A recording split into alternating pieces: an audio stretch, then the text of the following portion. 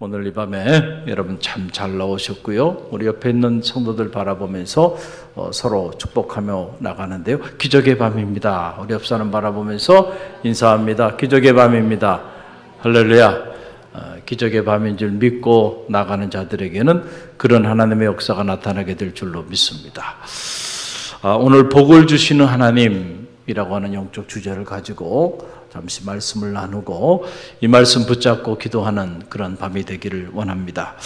우리가 하나님의 말씀을 깊이 묵상해 보면 결국 그 끝자락에서 하나님을 만나게 되는 거예요.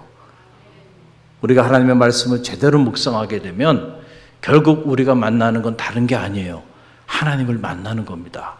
왜냐하면 말씀이 하나님의 말씀이기 때문에. 오늘 시편 67편을 우리가 묵상하면서 만나는 하나님은 과연 어떤 분이신가? 우리가 시편 67편을 깊이 묵상하다 보면 하나님을 만나게 돼요. 그 하나님이 어떤 분이실까? 보니까 그 하나님은 우리에게 복을 주시는 분. 한번 따라해보세요. 하나님은 어떤 분이에요?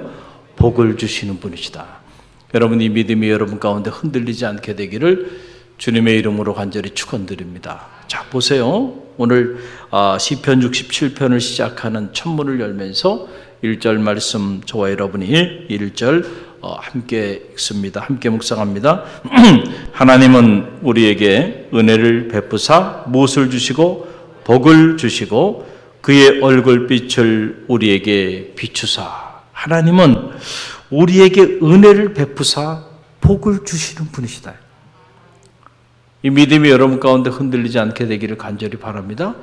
또 이 시편 67편을 마감하면서 마지막 결론으로 주어지는 메시지, 거기에도 역시 하나님은 우리에게 복을 주시는 분임을 명확하게 하고 있어요. 여러분 7절 말씀 우리 함께 읽어봅니다. 하나님이 우리에게 복을 주시리니 땅의 모든 끝이 하나님을 경외하리로다. 아멘. 하나님은 우리에게 무엇을 주신다고요? 복을 주신다는 거예요. 그래서 땅의 모든 끝이 그를 경외한다. 하나님이 만약에 우리에게 복을 주시는 분이 아니시라고 한다면 과연 이 땅의 모든 이들이 하나님을 경외하겠는가? 아니에요. 우리가 하나님을 경외하는 이유도 보면 결국 하나님은 우리에게 복을 주시는 분이시기 때문에 그렇다는 거예요. 자, 그러면은 이 복을 주시다라는 말, 이 의미가 무엇일까? 이 바라크라고 하는 말에서 나온 말이에요. 이 복을 주시고라고 하는 말, 그 말의 원형은 이 바라크라고 하는 말에서 나왔는데, 하나님이 우리에게 복을 주시는 이 바라크라고 하는 말을 우리가 묵상할 때 우리는 두 가지를 꼭 기억해야 한다. 하나는 바로 뭐냐면은 하나님이 하나님의 백성에게 이 바라크의 복을 허락하여 주실 때는 전제가 있다는 거예요. 그 전제가 바로 뭐냐면 행복입니다. 따라서 행복. 그러니까 하나님이 우리에게 복을 주시는 궁극적인 목적은 어디냐면은 다른 게 아니에요. 우리로 하여금 행복한 삶을 살게 하기 위해서 그 목적을 가지시고 하나님이 자기 백성에게 복을 주신다는 거예요. 할렐루야. 여러분 이 사실을 잘 기억하시길 바랍니다. 우리가 가만히 우리의 인생을 들여다보면 하나님의 축복을 받지 않고도 때때로 우리가 성공할 수 있어요. 그런데 여러분 가만히 보세요. 때때로 성공이 우리의 삶을 망치는 경우도 많이 있죠. 하나님이 부어주시는 축복을 받지 않고도 직장에서 승진할 수 있어요. 하나님이 부어주는 축복을 받지 않고도요, 권력을 가질 수 있어요. 하나님이 부어주는 축복을 받지 않고도 많은 재산을 누릴 수 있어요. 하나님이 부어주는 축복을 받지 않고도 우리가 세상적인 명예를 얻을 수 있습니다. 그럴 수 있어요. 그런데 중요한 것은요, 하나님 없이 얻은 명예가, 하나님 없이 얻은 권력이, 하나님 없이 얻은 그 재산이 결국 우리의 삶을 행복하게 만드는가라고 하는 사실이에요. 그렇지 못하다는 것에 오늘 우리의 현실이 있다. 여러분 이 사실을 꼭 기억하시길 바랍니다. 왜 우리가 하나님의 바라크의 축복을 받아야 하느냐? 그 이유가 여기 있는 거예요. 하나님이 우리에게 주시는 이 바라크의 축복은, 이 축복을 받으면 우리의 삶은 행복하게 돼 있다니까요. 할렐루야. 하나님은 우리를 불행하게 살게 하기 위해서 복을 주시는 분이 아니에요. 저는 바라기는 여러분이 행복하게 사시길 바랍니다. 여러분의 얼굴이 굳어있지 않게 되기를 바랍니다. 여러분의 삶에 늘 기쁨이, 감사가 흘러넘치는 그런 축복이 있길 바랍니다. 이는 너희를 향한 하나님의 뜻이라 그랬잖아요. 바라크의 축복을 받은 사람들에게는 나타나는 세 가지 특징이 그거예요. 항상 기뻐하는 겁니다. 그리고 항상 하나님께 기도하는 사람이에요. 그리고 범사에 항상 감사하는 사람이에요. 바라크의 축복을 받은 사람이에요. 여러분, 이 밤에 여러분이 이 축복의 주인공이 되기를 주님의 이름으로 간절히 축원드립니다. 하나님 없이 승진했어요. 얼마나 교만해질까요?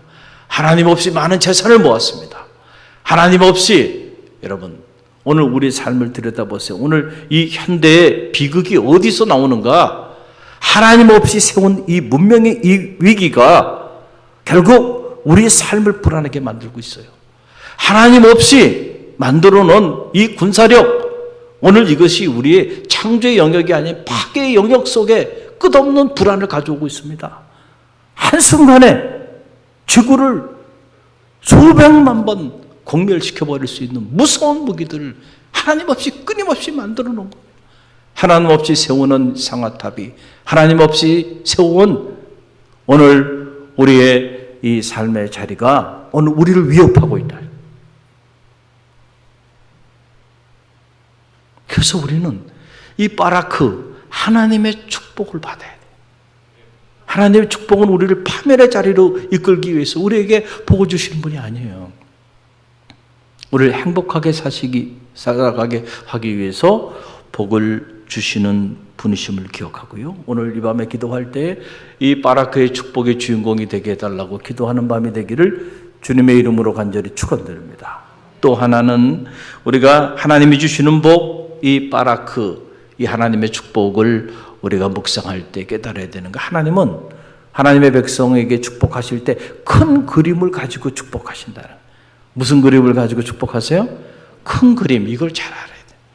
쉬운 말로 큰 그림이고요. 어려운 신학적인 용어로 표현하면 이걸 섭리라고 그래요. 한번 따라해 보세요. 섭리. 우리는 자꾸 작은 그림을 가지고 하나님을 이해하려고 그래요. 그러다가 이 작은 그림을 가지고 하나님 앞에 나가다가 큰 그림을 가지고 나를 통해 우리 가정을 통하여 일하시는 하나님을 오해하기도 하고 원망하기도 하고 때로는 불평하기도 하고. 하나님은 큰 그림을 가지고 지금 나를 축복하고 계신데 그 축복의 현장 속에서도 하나님을 원망할 수도 있다니까요. 하나님은 때때로 큰 그림을 가지시고요, 우리를 광야로 인도하기도 하십니다. 하나님이 큰 그림을 가지고, 내 인생의 큰 그림을 가지고 때로는 고난의 어두운 터널을 지나기도 하십니다. 그건 하나님께서 큰 그림을 가지고 나를 지금 축복하고 있는 거예요. 그런데 나는 작은 그림을 가지고 반응하니까 하나님 왜? Why me? 왜 나에게 이런 고난을 주시나요? 우리 자녀에게 왜 이 고난을 주시나요? 우리 가정에 왜 이런 고난을 주시나요? 왜 우리를 이 거친 땅 광야를 지나게 하시나요? 그러면서 불평하고 원망하는 거예요. 저는 바라기는 우리 갈릴리 성도들 가운데는 그런 어리석은 이들이 없게 되기를 주님의 이름으로 간절히 축원드립니다.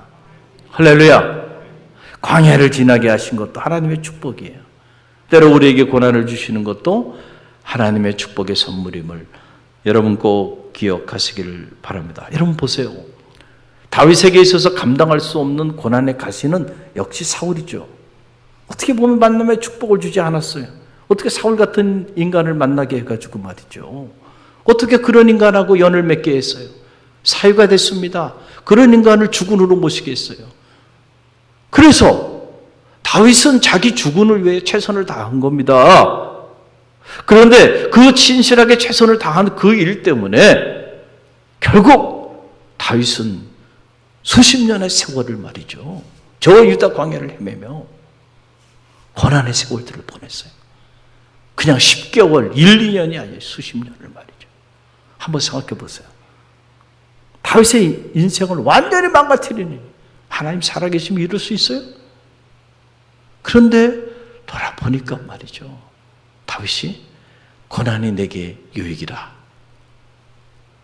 내가 이 고난으로 인하여 주의 율례를 배우게 되었나이다. 돌아보니까 다윗이 그 고난 중에 있을 때 그 고난 때문에 정말 다윗 사람들을 다 만나게 되고요. 진짜 다윗 사람, 진짜 다윗을 사랑하는 사람, 그런 사람들 고난 중에 있을 때 만나요.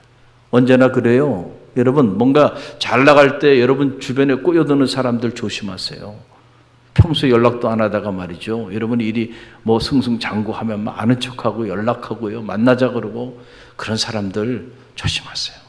그런 사람들 여러분의 인생이 무너지기 시작하면요, 한순간에 아침 안개처럼 사라져버릴 겁니다. 아는 척도 안 할 겁니다. 전화해도 받지도 않을 거예요. 문자해도요, 단말도 안 할 겁니다.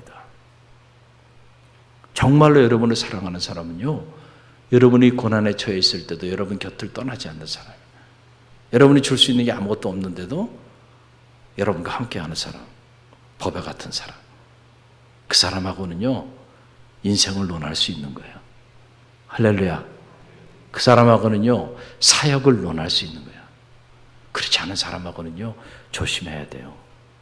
앞에서는 그러고요, 뒤에서는 딴 얘기합니다.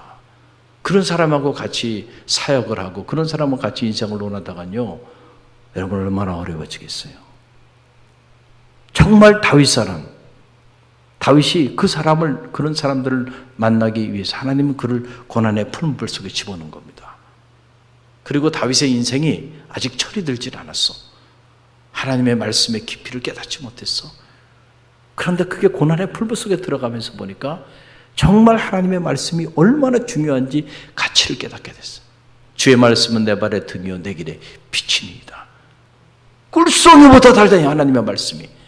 이게 그냥 깨달아진 게 아니에요. 다윗이 그 고난의 풀목 속에 들어가서 그 고난을 통과하면서 깨닫게 된, 그러니까 다윗에게 그 고난의 시절들이 하나님의 축복의 선물이었던 거죠. 할렐루야. 하나님은 이런 큰 그림을 가지고 다윗에게 고난의 터널을 지나기도 하셨다. 우리가 잘 아는 요셉을 보세요. 여러분, 요셉이 10대에 감당할 수 없는 고난의 바닷속에 던져지게 되잖아요. 어떻게 여러분 그 17세의 어린 나이에 말이죠, 10년 동안 이집트에 노예로 팔려가서 10년 동안 종살이 합니다. 노예 생활을 합니다. 말이 됩니까? 하나님 살아계시면 이럴 수 있어요? 이럴 수는 없는 거지. 하나님 살아계시, 나에게 꿈을 주신 하나님, 어떻게 나의 인생을 이 지경이 되게 하시는가? 아직 펴보지도 못한 내 인생이 이렇게 끝나는구나 말이죠. 거기서 끝나지 않잖아요. 치안으로 몰려가지고 말이죠, 감옥에 죄수의 옷을 입고 만 3년 동안 옥살이를 합니다. 평범한 사람 같으면요 아마 자살을 했든지 아니면 하나님을 원망하는 정도가 아니라 하나님을 저주하면서 하나님 하자도 붙이지 못하게 하는 마음에 한을 품고요, 그렇게 살지 않았겠어요? 한번 생각해 보세요.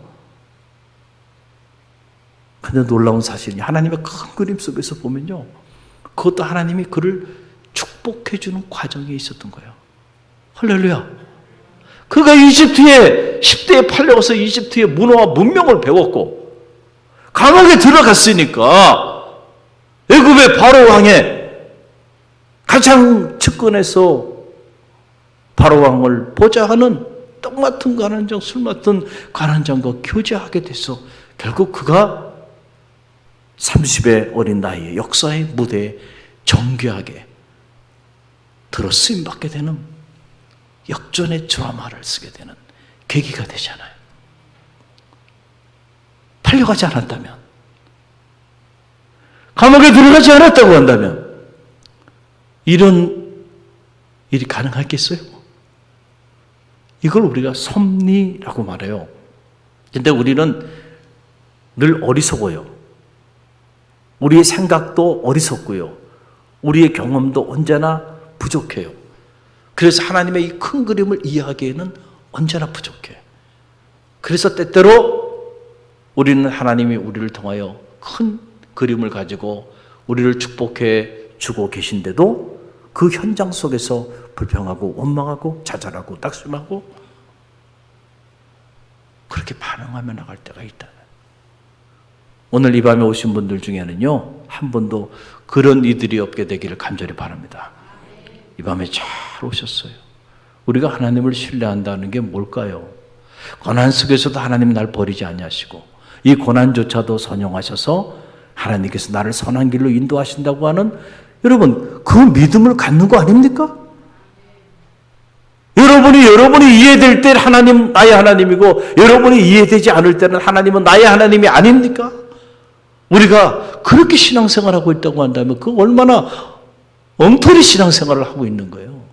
하나님이 여러분의 생각의 범주 안에서 좌지우지되는 그런 하나님을 여러분이 믿고 살아가고 있는 거예요. 하나님은 여러분보다 크십니다. 여러분의 생각보다 크시고 여러분의 경험보다 크시고 여러분의 상식보다 크시고요. 도저히 이해되지 않는, 아니 이해할 수 없는 인간의 한계의 범주를 넘으셨어요. 하나님 당신의 일을 행하신다니. 이스라엘 백성을 홍해를 끌고 간 거 이해가 되지 않죠. 앞에는 홍해가, 뒤에는 애국 군대가 쫓아와요. 이해가 되지 않으니까 불평하고 원망하고 주의 종을 원망하고 하나님을 원망하고 우리를 여기서 죽이려고 우리를 끌어내느냐 말이야. 차라리 가만히 그냥 애굽에 살게 하면 좋을 텐데 괜히 끌어내가지고 우리를 이 지경이 되게 만들었냐. 하나님의 큰 그림을 이해하지 못하니까. 그렇죠? 하나님이 홍해를 가르시고 그 쫓아오는 애국 군대의 문제를 한순간에 해결해 주시기 위하여 하나님은 그런 큰 그림을 가지고 홍해 앞으로 탁 인도했는데, 그 큰 그림을 이해하지 못하면 그 축복의 순간에, 그 기적의 순간에 나를 통하여 놀라운 일을 행하실 하나님의 역사의 현장 속에서 하나님을 원망하고 주의 종을 원망하고 그런 저주받은 인생을 살아갈 수도 있다. 그러니까 우리가 신앙생활 할 때요, 판단 정지가 때로는 필요해요. 고난 앞에서. 판단 정지라는 게 뭐예요? 이게 유명한 철학적인 용어인데요, 우리의 판단을 정지하려니까요. 자꾸 우리가 판단하고 재단하고 평가하니까 내가 하나님의 이 엄청난 하나님이 큰일을 행하시는데 그 하나님을 내가 내 생각의 범주 안에서 재단하고 평가하고 그리고 불평하고 원망하고, 여러분 이게 얼마나 신성 모독입니까? 이게 믿음의 길을 걸어가는 일인가요? 그건 믿음이 없는 사람들. 하나님이 이런 큰 그림을 가지고 오늘도 일하신다는 사실을 꼭 기억하시길 바랍니다. 어떨 때 이렇게 보면은 사람보다 미물이 더 지혜로워요. 정말 그렇습니다. 가만히 보세요. 미물들을 관찰해 보세요. 여러분 새들을 한번 관찰해 보세요. 여러분 바람에 새집이 날아가는 걸 본 적이 있나요? 여러분 그런 적이 없다니까요. 왜 그러냐면은 새들은요 바람이 강하게 불 때 새 집을 짓는다는 거예요. 바람이 강하게 불 때. 이해가 잘 되지 않죠. 바람이 강하게 불 때 새 집을 지면은 그 새 집을 짓는 게 얼마나 어렵겠어요. 그럼에도 불구하고 바람이 강하게 불 때 새 집을 짓는다는 거예요. 왜? 바람이 강하게 불 때 집을 줘야 그 집이 강한 바람에도 견딜 수 있는 집이 되기 때문에. 바람이 불지 않을 때 지은 집은요, 바람이 한번 불면은 그냥 한순간에 날아가 버린다는 거예요. 그래서 강하게 바람이 불 때 오히려 집을 짓는다는 거예요. 할렐루야. 얼마나 지혜로워요. 우리는 우리 인생에 강한 바람이 불면 불평하고 원망하면서 자기 인생의 집을 스스로 파괴해 버리잖아요. 그때가, 그 위기의 때가 우리 인생의 집을 견고하게 지을 때임을 믿으시길 바랍니다. 아멘 하신 분들 그렇게 될 줄로 믿습니다. 아멘을 잘해야 돼, 아멘을. 그래서 갈릴리 교회는 위기가 기회가 되는 교회. 할렐루야. 이 코로나의 위기를 겪으면서 갈릴리 교회는 대변화와 변혁을 가진 교회. 질적으로, 양적으로, 영적 지경이 넓어지는 교회가 됐어요. 할렐루야. 얼마나 감사해요. 오히려 이 위기의 때가 선교의 지경이 넓어지는 때예요. 아멘입니까? 복음의 지경이 넓어지는 때. 바람이 강하게 부는데 뭘 합니까?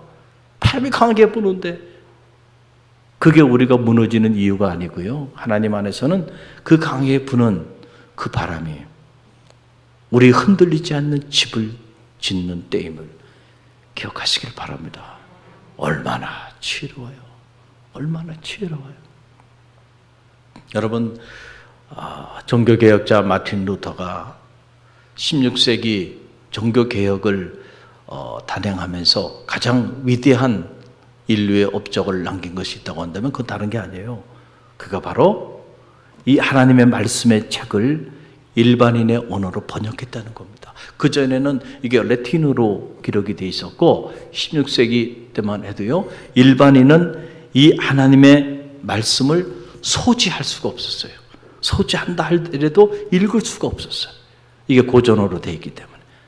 그래서 사제들, 신부들만 하나님의 말씀을 읽을 수 있었고 그들이 해석해 주는 걸 들을 뿐이었습니다. 그런데 루터가 로마 교황청의 공격을 받고 도망을 다닙니다. 그러다가 그가 한 성에 10개월 동안 숨어 살게 돼요. 그때 교황이 직서를 내려서 루터를 잡아 죽이라고 명을 내렸는데 기록에 의하면 한 멧돼지 새끼가 산에서 등장해서 온 밭을 다 회피하고 있으니까 당장 잡아서 사살하라. 당시 로마라고 하는 모든 길이 로마로 통하던 그때 로마 교황의 힘이라고는 어마어마한 것이었습니다. 지금도 로마 교황청 시국을 가보면 말이죠, 그냥 교황청 전체가 돈으로 환산할 수 없는 그런 그냥 온갖 보화로 다 치장이 돼 있어요. 그러니 말이야, 야, 당시에 이 캐톨릭이라고 하는 이 공동체가 얼마나 타락했는가, 그리고 얼마나 세속적인 권력과 힘을 구가했는가를 그냥 다 느낄 수가 있어요. 가보면 압니다. 이야, 천장에도 벽에도 바닥에도 보이는 것이 뭐예요? 다 돈으로 환산할 수 없는 보석들이고 다 작품들이고요. 그런 곳에 살아요, 지금도 교황은. 그런 막강한 힘을 가지고 저 지방에 별 볼 일 없는, 이름도 없는 신학교 교수로 있는 그 시골 신부, 그 신부가 그런 거대한 로마 교황청을 상대로 종교개혁의 깃발을 들었으니 말이죠. 얼마나 두렵고 얼마나 무서웠겠어요. 그래서 도망을 다니면서요, 10개월 동안 성에 숨어 있었는데 기록에 의하니까 그때 루터가 걸리지 않은 질병이 없었다는 거예요. 불면증에 시달렸고요, 지금으로 말하면 위장병으로 소화도 되지 않고요, 신경쇠약에 빠지고요, 온갖 육체의 질병 가운데서 말이죠. 그 죽음에 대한 공포와 두려움 속에서요, 그 고독 속에서 그가 10개월을 생활하는데 그 고난의 시절 10개월 동안 그가 하나님의 말씀을 일반인의 언어, 당시 독일어로요, 성서를 번역한 겁니다. 편안하고 안락할 때 번역한 게 아니에요. 그 인생의 가장 고통스럽고 그 고난의 시절에 그가 하나님의 말씀을 일반인의 언어로 번역하는데 그 번역이 지금까지 독일 역사에 있어서요, 그런 불후의 번역이 없어요. 인류사의 가장 위대한 공헌을 한 겁니다. 성서를 일반인이 하나님의 말씀을 읽을 수 있도록 그런 엄청난 역사를 루터가 하게 되었는데 그것이 바로 그가 편안하고 안락할 때가 아니었다는 거예요. 그 감당할 수 없는 그 고난이 오히려 루터로 하여금 그런 주옥 같은 엄청난 하나님의 역사를 이루는 배경이 됐다는 거죠. 때로 우리가 큰 그림에서 보면요, 고난이 유익하다니까요.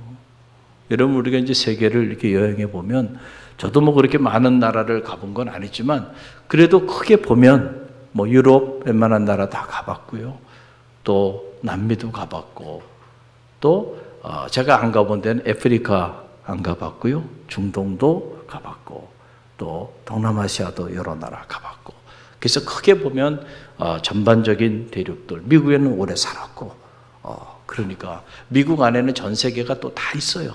그 안에 그러니까 크게 보면 웬만한 나라들은 다 가본 거죠.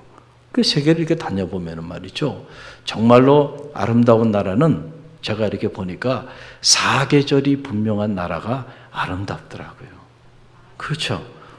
봄, 여름, 가을, 겨울. 이 사계절이 분명하게 있는 나라는요, 정말 축복받은 나라예요. 에? 여러분, 대한민국은 사계절이 분명해요? 분명하지 않아요? 분명하죠. 여러분이 그래서 금수강산이 되는 거예요. 만약에 햇볕은 쨍쨍 모래하는 반짝이에요. 맨날 여러분 햇볕은 쨍쨍 모래하는 반짝이면요, 맨날 1년 내내 햇볕이 내리쬐는 여름이라고 한다면요, 여러분 좋을 것 같지만은 결국 그런 곳은 사막이 되고 말아요. 우리가 보는 이런 금수강산, 어디나 나가면 산이 있고 숲이 있고 나무가 있고 물이 있고 강이 있고, 이런 나라가 그렇게 많지 않다니까요. 중동을 한번 가보세요. 비행기 타고 그냥 붉은 땅만 보입니다. 붉은 땅만 보여요. 우리나라는 말이죠, 봄도 있고 여름도 있고 가을도 있고 겨울도 있고. 그러니까 우리 인생이 사계절도요, 사실은 하나님의 축복 가운데서 주어지고 있는 거잖아요. 할렐루야. 때로 우리에게 이 혹독한 겨울을 주시는 것도 하나님이 기쁘신 뜻이 있다니까요. 겨울이 있어야 봄이 오고요, 봄이 있어야 또 여름이 되고, 그 무더운 여름이 지나야 또 가을에 결실의 계절이 오고요, 또 겨울이 돼야 그 모든 것들이 또 잠을 자고 봄이 되면 새롭게 또 탄생하게 되는 동력이 되는 거예요. 할렐루야. 그냥 우리 인생도 하나님의 큰 그림에서 보면 버릴 게 없다니까. 버릴 게 없다. 혹독한 겨울조차도 하나님의 기쁘신 뜻 가운데서 내게 주신 것이라는 사실을 여러분 기억하고요, 우리가 믿음의 길을 걸어가면서 때로 예기치 않은 고난 앞에 맞닥뜨릴 때에 우리는 누구나 너나 할 것 없이 마음이 무너지죠. 힘들죠. 그렇지 않아요? 마음이 무너져요. 때로는 하나님 원망스럽기도 해요. 하나님 어떻게 이럴 수 있어요? 하나님 어떻게 저한테 이럴 수 있어요? 하나님 어떻게 저희 가정에 이럴 수 있어요? 하나님 저에게 너무하신 거 아니에요? 아무리 기도해도 응답이 없는 것 같고 말이죠. 어떨 땐 기도도 안 나와요. 기도도 안 나와요. 우리 그럴 수 있어요. 그러나 여러분, 그 고난의 터널을 지날 때 잘 버티시길 바랍니다. 인내가 필요하네. 그때 오늘 주신 말씀을 기억하세요. 따라해보세요. 큰 그림. 큰 그림. 하나님은 큰 그림을 가지고 오늘 나를 통하여 일하고 계시다. 고난조차도 선용하시는 하나님. 할렐루야. 하나님을 사랑하는 자, 그 뜻대로 부르심을 입은 자들에게는 모든 것이 협력하여 선을 이루느니라. 악도 선용하시는 하나님, 고난도 선용하시는 하나님, 그 하나님을 신뢰하면서 오늘 이 밤 우리가 감사함으로, 기대함으로 하나님께 기도하는 밤이 되기를 주님의 이름으로 간절히 축원드립니다. 우리 함께 찬양하며 나갑니다. 오늘 주신 말씀 붙잡고 찬양하며 나갑니다. 오 신실하신 주, 오 신실하신 주, 찬양하며 나갑니다. 오 신실하신 주. 오늘 주신 말씀을 기억하고 우리가 찬양하며 나갑니다.